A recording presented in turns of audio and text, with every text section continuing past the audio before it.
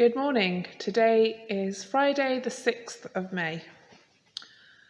I love this time of year when we get to listen to and look at the post-resurrection stories in the Bible.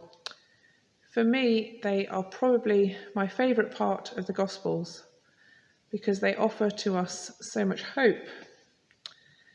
They are such personal encounters between Jesus and the people,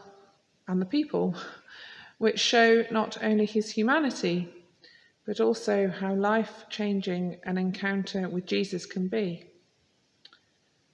When we see Jesus appearing to the disciples behind the locked door, he comes to them in their brokenness, their sadness, their fear, their doubt, their shattered dreams.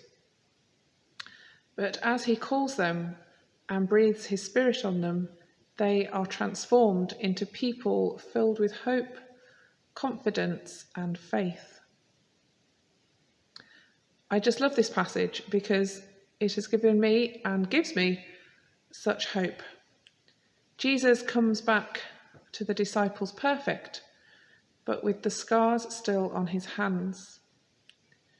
And this has allowed me to live with my scars, but still being able to live a life filled with resurrection joy. I believe we live in a world of fear. We are afraid of so many things that are only made worse by the media.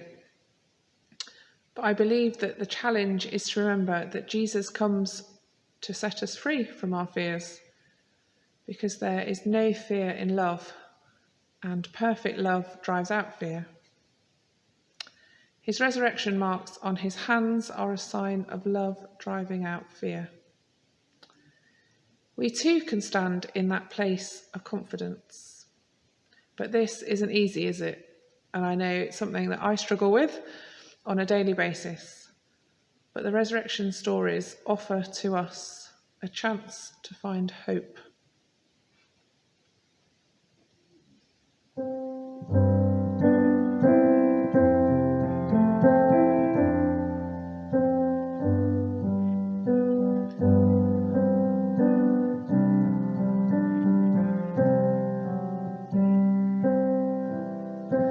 Open our eyes, Lord. We want to see Jesus, to reach out and touch him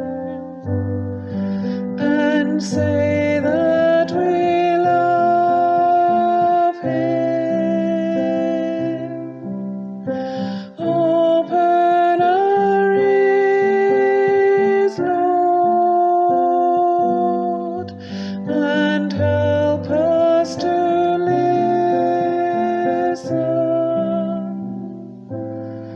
Open our eyes, Lord. We want to see Jesus.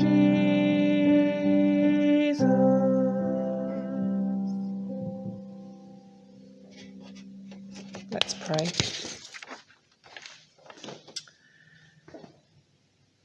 We raise our prayers to the one who shares our wounds, who shares our lives, who shares in our past, present, and future.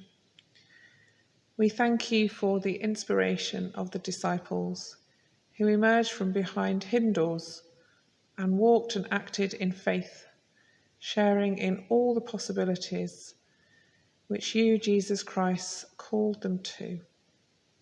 And so we make our prayers in the name of Jesus Christ, the one who stood in the upper room and changed the lives of the disciples and changes our lives too. Amen.